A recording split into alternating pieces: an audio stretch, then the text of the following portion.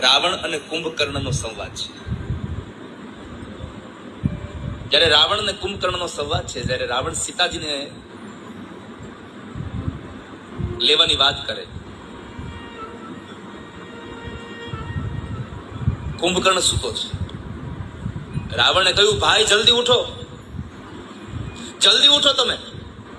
તો આ વિડીયો તમે જિગ્નેશ દાદાનો વિડીયો જોયો તો છે. તમે હાલ સોશિયલ મીડિયાની અંદર તમે જોતા હશો કે જે સીતામાનું જાનકી માતાનું અપમાન કરે છે, અને એવી રીતે આ વિડીયો ખૂબ જ સોશિયલ મીડિયાની અંદર વાયરલ થઈ ગયો હતો.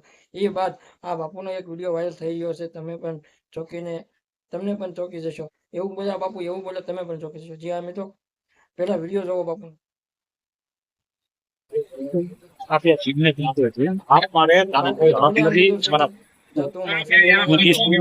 તારો તમારો ખુલે આમ વરઘોડો કાઢવામાં આવશે. જિગ્નેશ દાદાને એવું કહી રહ્યા છે ખુલે આમ.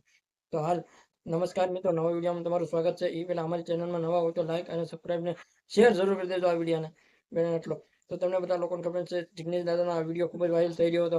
જે જાનકી માતાને જે અપશબ્દ બોલ્યો હતો, એ મારે પણ નથી બોલાય એવું.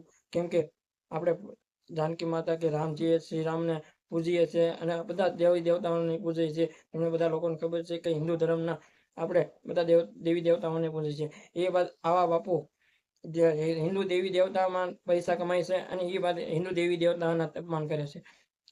આવા બાપુ ઘણા એવા તમે જોયા હશે કે હિન્દુ દેવી દેવતાઓના અપમાન કરે છે, અને હિન્દુ દેવી દેવતાના સારા વખાણ કરીને પૈસા લઈ લે છે. અને તમે જોયું છે કે હર કથા જિગ્નેશ દાદા કથા પણ કરે છે, અને એવું પણ બોલી રહ્યા છે કે હું આ પછી હવે નહીં બોલું. આવા બાપુને તમે શું કહેશો, અમે કમેન્ટમાં જણાવજો. અને અમારી ચેનલમાં નવો હોય તો લાઈક અને સબસ્ક્રાઈબ ને શેર જરૂર કરી નાખજો. જય હિન્દ, જય ભારત.